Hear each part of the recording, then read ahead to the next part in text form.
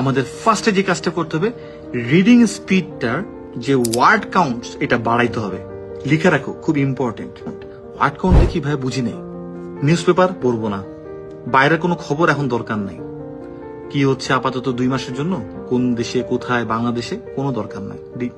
এখন আপাতত 2 মাসের জন্য ডিটাচ থাকো, সেটা আমার মতামত, take it or leave it. So এই জায়গাটাতে আমরা যে কাজটা করব, আমি যে বইগুলো বলি, আমি 5টা বইয়ের নাম বলি, একটু লিখে রাখো 5টা বই। দ্য সিক্রেট, পজিটিভিটি বিল করে, ছোট্ট বই, আই স্ট্রেস কমায়, গুটি গুটি লেখা না, বড় বড় লেখা। আমি তো বুঝি কোনগুলো স্টুডেন্টদের পড়তে পারবো বা কিছু সহজ ইংলিশে লেখা, যতটুকু দরকার তোমার স্ট্যান্ডার্ড ডেভেলপ করার জন্য, ওইটাতে আস্তে আস্তে শুরু করি আমরা। The alchemist, think and grow rich, rich dad poor dad. আর একটা লাস্টের দিকে যাই বলি, আস্তে আস্তে করে এখন একটু শেখার পরে একটু পোয়েটিক জায়গায় ঢুকো, পোয়েটিক, লতা পাতা একটু পেঁচানো টাচানো কথাবার্তা, মানে ওই যে সামারি বের করতে হবে না রিডিং এর, তা ইরাগম। এইটার ব্যাপারটা কি করবো ভাই, আমরা বইটা নিব, বইটা নিয়ে পড়বো, পুরো লাইন পড়বো, যে একটা ওয়ার্ড পারি নাই ওয়ার্ডের নিচে একটা আন্ডারলাইন করে দেবো, গো অন, পড়বো।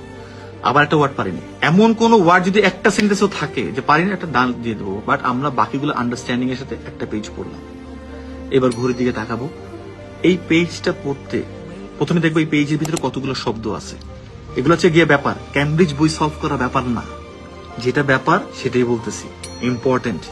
অ্যাকসেপ্টেড, প্রথমে মাইন্ডসেট দিয়ে অ্যাকসেপ্ট করতে হবে, ভাই কষ্ট করতে রাজি আছি, একটু কষ্ট করতে হবে, একটু কষ্ট ছাড়া হবে না।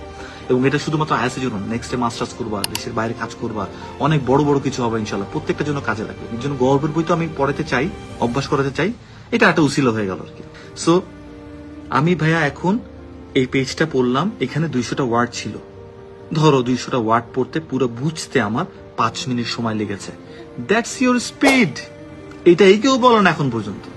সবাই বলে ক্যামব্রিজ সলভ করো, ইন্টারনেটের স্টুডেন্টরা বলে ক্যামব্রিজ সলভ করো, 42 বছরের জন্য বলে ক্যামব্রিজ সলভ করো। একটা লয়ার যে সারাদিন পড়তে থাকে, কেস সলভ করতে থাকে, ওর কম্প্রিহেন্সিবিলিটি বেশি, ওরেও বলে ক্যামব্রিজ সলভ করো। ইংলিশ মিডিয়াম থেকে যে আসছে তারও বলে ক্যামব্রিজ সলভ করো। আর যে বাংলা মিডিয়াম থেকে অনার্স করা শেষ, এখনো সারাদিন ইংলিশে 2টা কথাও বলে নাই, তারও বলে ক্যামব্রিজ সলভ করো। হবে ভাইয়া, পুরো বলো তোমাদের কাছে কি মনে হয় লজিক্যাল? একটু মাথা ঠান্ডা করে চিন্তা করলে কিন্তু সবকিছুর অ্যান্সার গুলো পাওয়া যায়। সো আমাদের রাইট ডিরেকশনে আগাইতে হবে। ডিরেকশনটা ডানে বামে হয়ে গেল না, কষ্ট অনেক করবো, লাভ কিছুই হবে না তো ভাই। সো আমরা দেখলাম 4 মিনিট। আমি যেটা বলি সবাইকে, এভরি ডে, ইন্টার স্টুডেন্ট হও, এইচএসসির হও, মেডিকেলের হও, আর যেখানের হও, এভরি ডে, চাকরি থাকুক, সংসার থাকুক, বাচ্চা থাকুক, যাই থাকুক, দেশের বাইরে যাবো না, এভরি ডে 2 আওয়ার্স পড়তে হবে। এতে কোনো ভুল নাই, কোনো মিস নাই, কিছু নাই। কি কি চেঞ্জ হবে আমি বলি তোমারে, লিখে রাখো, একেবারে লিখে রাখো।